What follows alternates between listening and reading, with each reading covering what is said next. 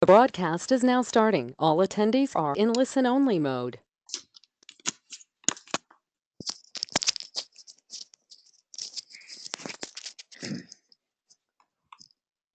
Hey everybody, how are you?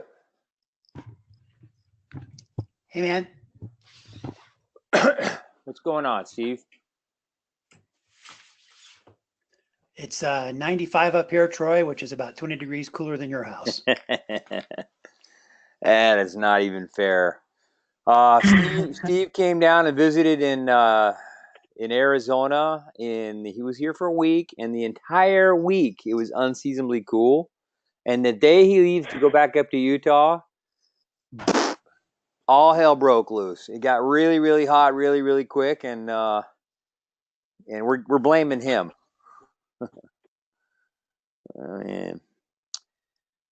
Hey, I learned that I am the only male WellSteps employee that does not have facial hair.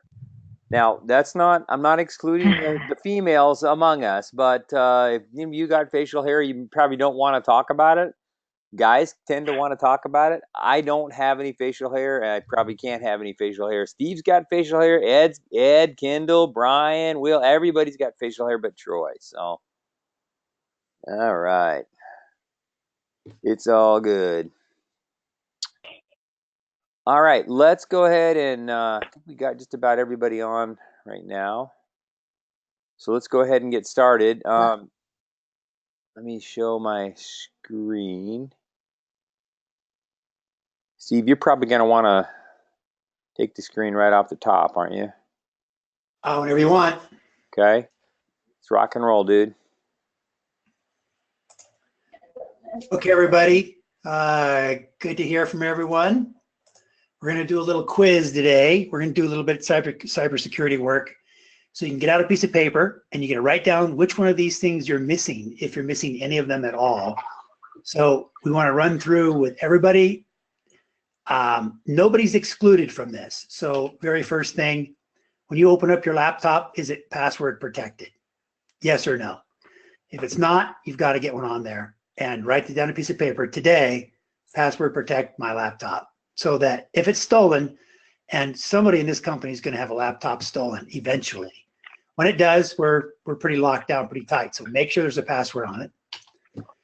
Does your password, do you use a password safe of some form? I know I use, it used to be called Password Box. Now it's called TrueKey.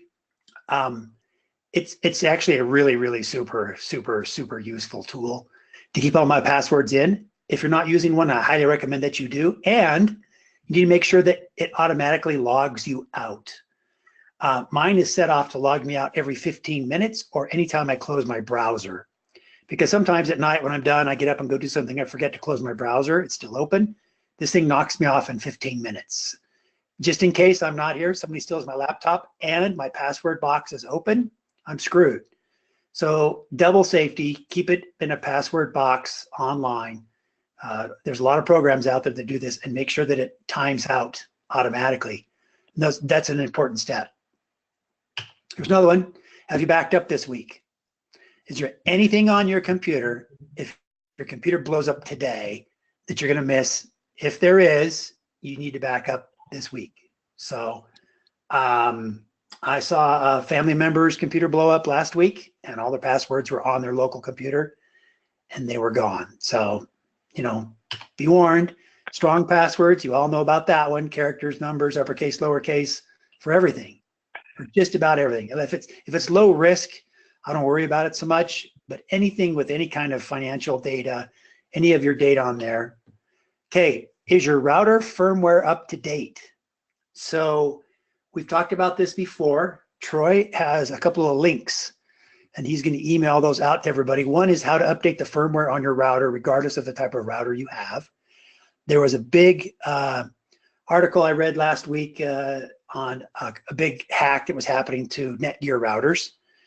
And it's just a great way for people to get in, because people forget to update them all the time. So you, as a WellSteps employee, are required to update the firmware on your router. So look at the link that Troy's going to send out and look up the type of router that you have. Just follow the instructions, update the firmware for your router and make sure that it's up to date. And the reason those updates are coming out is for security reasons. I hate two-factor authentication, but I use it on critical accounts. My retirement account, my banking account, and a couple of others. Ones that are really, really high risk, high danger accounts, I use it. And you can set them up so that at least if it recognizes your computer, you're good to go. But I use it on a regular basis for those, and they are essentially hack proof. Two-factor authentication is going to keep people out. So those of you who are using our WellSteps matching funds and have an account at Vanguard, that account you should use for two-factor authentication, because people could get in there and redirect a deposit from your account away from your account without you ever knowing it, without two-factor authentication. So I use it on probably 3 of my accounts, the really, really important ones. And I feel good. I sleep well at night. As you're sending in PHI files, whether that's new user files or biometric data, are you deleting those files and emptying your trash after they've been deleted? I can go to most people's computers and look in the recycle bin and find all kinds of goodies that they thought disappeared. The same thing is true for your emails. If you've sent it via email or someone had sent it to you, if it's password protected and encrypted, I'm not so much worried, but it's just as easy just to take those files and delete them from your email and then empty the trash for those files so they are gone. I know that we send some credit cards information around. We do billing. Sally sends those to me. We have a couple of clients who pay with credit cards, and their credit cards are right in those emails, and they're in a string of emails that are going back and forth and back and forth. I try very, very diligently to make sure those get deleted and dumped out of my trash. So how to set a restore point for PC users. You can go into systems, and the other link that Troy's going to send you is how to set a restore point, which is a point in time where your computer takes an image of itself and says, on this date, this is what this computer looked like. I have had probably a half a dozen times in the last 10 years where either an update has come from Windows or some other website, or a program has gotten in that shouldn't have gotten in. Things get wonky, my computer gets really slow. I don't know if it's necessarily a Trojan horse or a virus, but things are not running well. I will go back and reset my computer back to original restore point, a date when I know it was really, really clean and really good. And that puts it back to where you were and eliminates all of that. So there's instructions in the link that Troy's going to send out on how to set restore points both on a Mac and a PC. Troy's going to cover the Mac part, but the PC part depends on which operating system you're using. You should turn on restore and allow it to pick dates, and you can go back and date and restore. Hopefully you'll never have to do this, but I have. I've used them several times, and they are very, very helpful. Do you ever access WSAdmin from your mobile device? If you do, that's a no-no. We would prefer that you not do that. I already talked about your firewall, router firewall being updated. We've already talked that one up before. And is your Wi-Fi password protected with something decent? Just so that, you know, it's somewhat remote. Most of you are living in houses where, unless someone's sitting in your front driveway or right next to your front window, they're probably not going to get access. It's not super critical, not as much as other things, but yeah, they should be password protected. Right? That's it. Yeah, so on the last one, it's really funny that my wife and I go for a walk in the mornings. We often take the dogs, and I noticed this guy parked out front of this, around the corner from us. There was this guy that was parked there. He'll be parked there 2 or 3 days, and then he'll disappear for a week or two, and then he'll come back. And I thought, what in the heck is he doing? I noticed one time I went by, he was watching something on his phone, and I thought, oh, I bet he's ripping off somebody's Wi-Fi. And so I drove around the corner one day when I was thinking about it, and I rode really, really slowly. I had my Wi-Fi setting open on my iPhone. Sure enough, I found a guest access that was open. It was not password protected, and he had found that too, and he was hacking into it. He disappears and he comes back, and so if you don't want somebody in your driveway, it's a good thing to password protect your Wi-Fi. I'm just saying. let me show you really, really quick how to. I sent you how to a couple of links, but I want to show you really quickly an easy way to do this. So if you just go Apple F, that opens up this that you've already seen, and type in error. You start just once you get to the word error, airport utility. I think most of you are using an airport router. If you're not, then we can talk offline. That's fine. But my guess is it's an airport utility. So you click on airport utility, and what'll happen is you'll get something like this. This is the internet up here, and this is my name of my router is Winky. I'm sorry, I couldn't be more imaginative, but and somebody probably would guess that too if they hit my house. But I've got a really super tight password, and because there's no one, if there was an update needed, there would be a little one right here, like a notification that says you need to update your software. In fact, when I checked this earlier today, there was a one, and I thought, oh, my software is out of date. And rather than wait, because what happens if you're checking right now, if you go to update it, it's going to log you out. You're not going to have access to the internet for about 5 or 10 minutes. Then it'll automatically log you back in again. So if you've got a little one next to the name of your router, then that means there's some software that you need to install. And then the other thing was we generally don't have this issue, and I copped a plea earlier today to Steve. I said, I don't really run Time Machine, but yeah, maybe I should.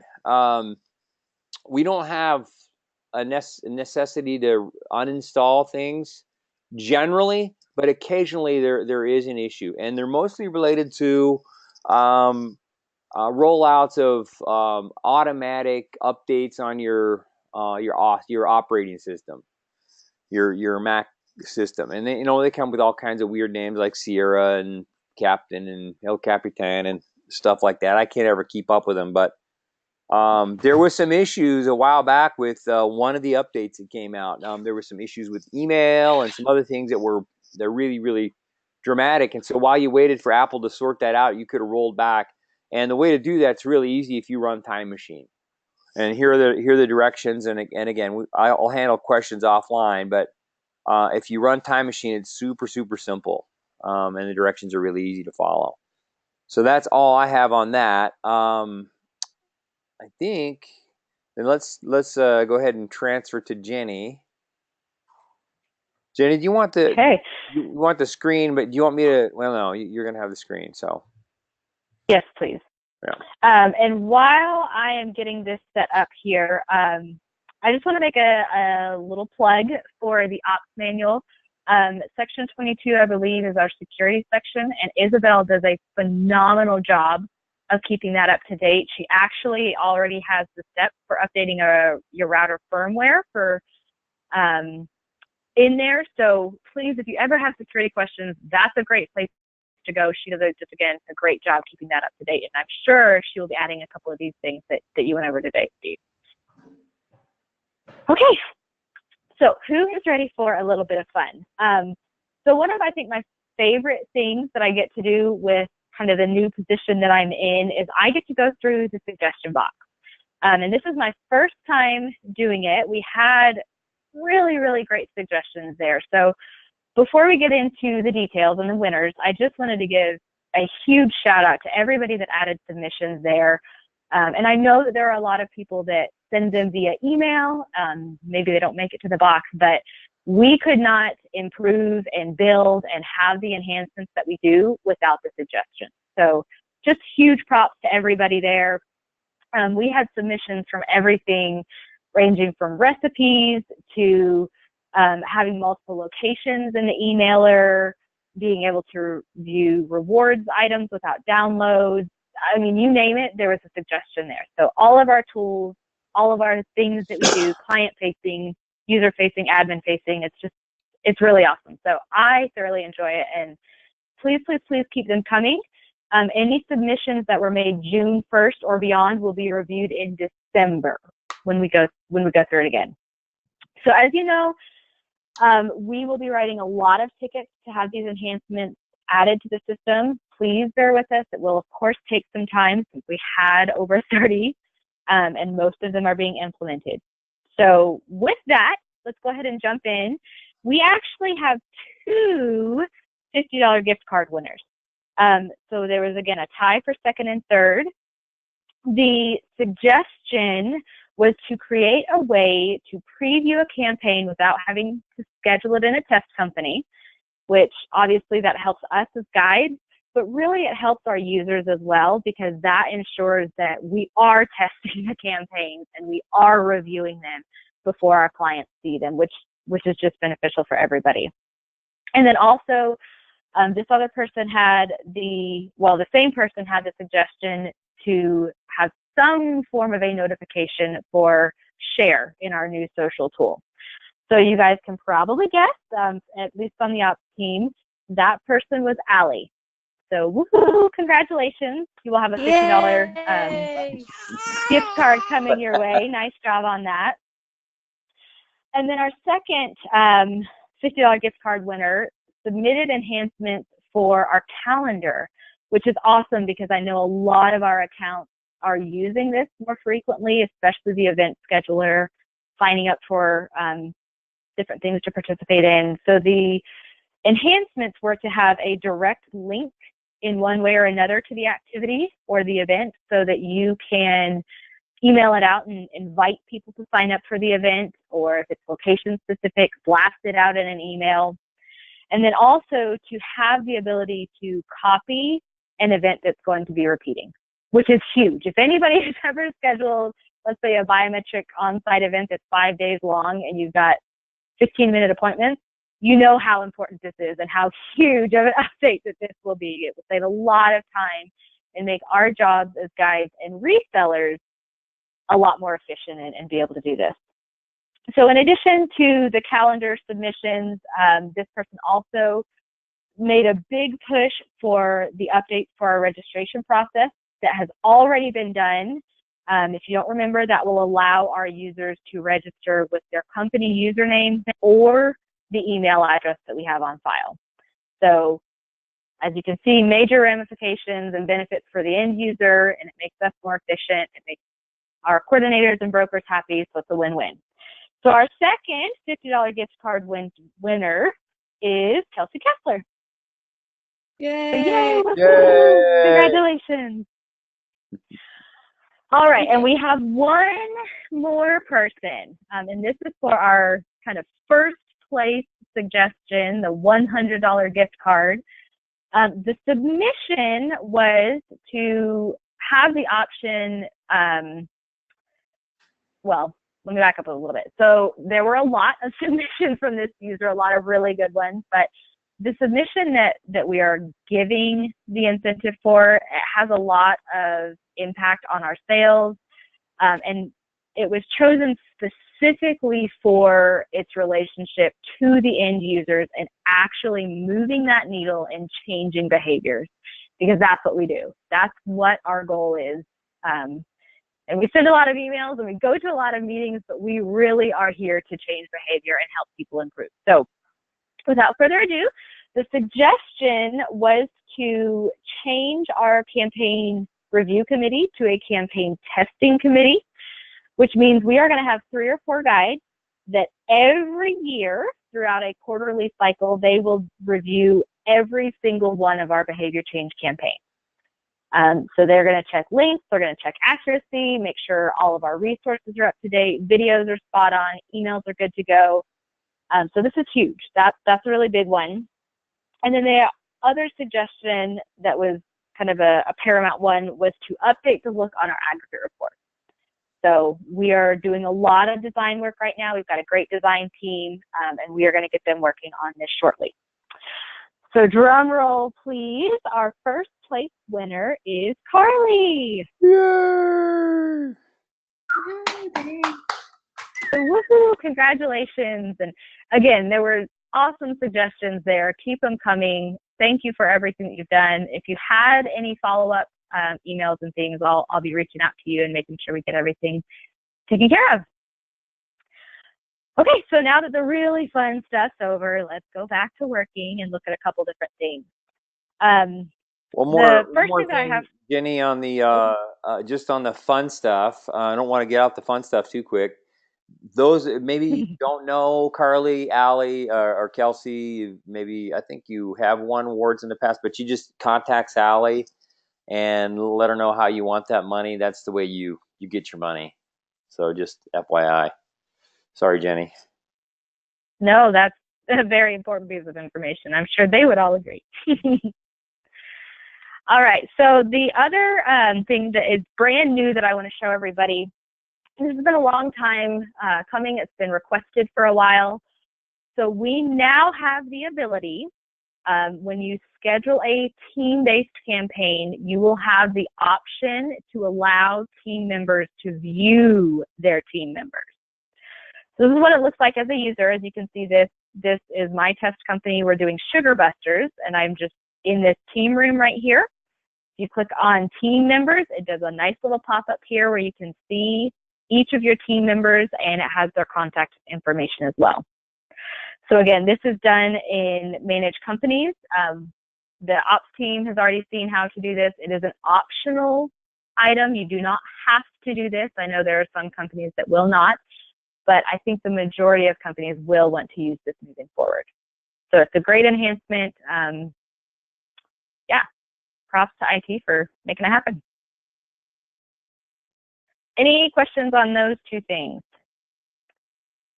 This is your time to think about one or two fun facts for you. This is me pausing and dragging my feet a little to make sure everybody's ready for this. I got a couple questions. One was about the graph in the team room.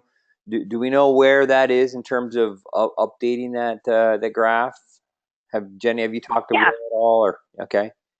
That's a great question. So I know I mentioned the design team earlier a bit, but the design team came up with a really great suggestion for a design update for the team room. So it was a little bit of back and forth.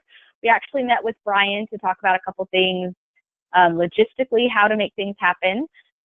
So for now, the design team's working on their final recommendation and layout based on what Brian said we will and won't be able to do. And in the next probably week or two, we will be sending that on for just final approval from you, Troy, and sales will probably send it to you to make sure you guys are good with that, and then we will write the ticket and get moving. Okay. You had another item here was IT is cleaning up Fun Friday. Do you want to? Yeah, I can mention that. I wanted to make sure I was being timely, but really this kind of goes back to the suggestion box a little bit. Right now, as you guys know, we have some big enhancements coming.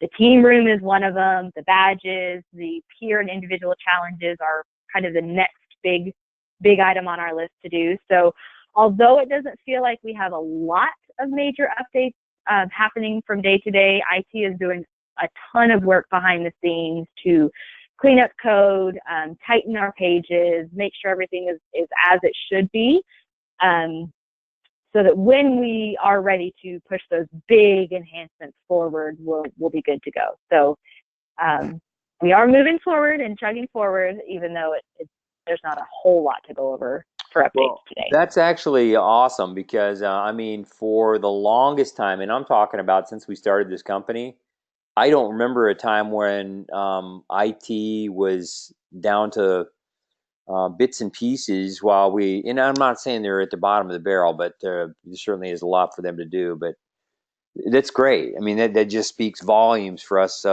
our effectiveness as a company. So good job, everybody. Yeah. So I think it's unavoidable. It's gonna happen here. But you can't say we didn't warn you. Yes. All right, let's see. Taylor, what do you have fun fact for us today? Okay.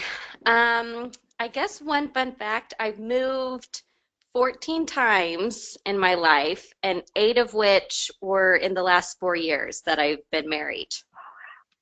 So it's been a lot. If you need any moving advice, I'm your girl.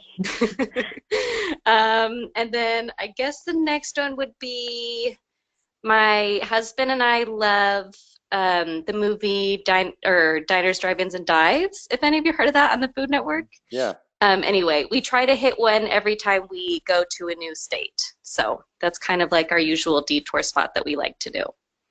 But yeah, that's about it. Well, very cool. This is very timely. Yesterday, my family and I went out to dinner to celebrate a special anniversary in our lives, and we went to a diner, dive-ins, and whatever it's called, a triple D spot, Yes. Gilbert, right down the street from us in Gilbert, Arizona. Joe's Farmhouse Grill. Oh, when? Yeah. Oh, that's so good. When last time we visited Arizona, we actually went there. It was great. Yeah, they featured the Fontina burger and a couple of other things that the pizza, grilled pizza that they have, and it was wonderful.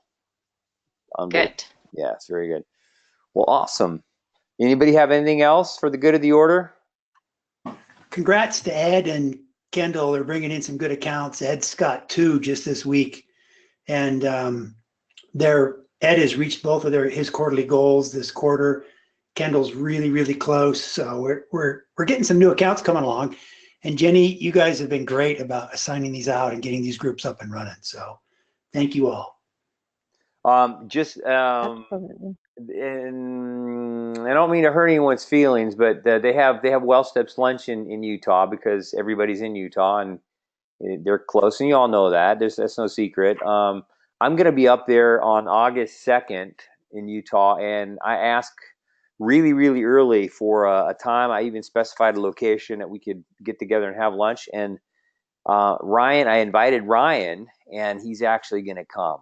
Nobody really knows that, but I'm just now announcing it. He's going to be there. So if you don't want to see me, come see Ryan. He'll be there. But I hope all of you in Utah can make it. If you need to bring kids, bring kids. So. And Troy, did you want to announce what's not going to be happening in 2 weeks? Oh yeah. I totally remember. So staff meeting. We have our next staff meeting is scheduled for July 5th.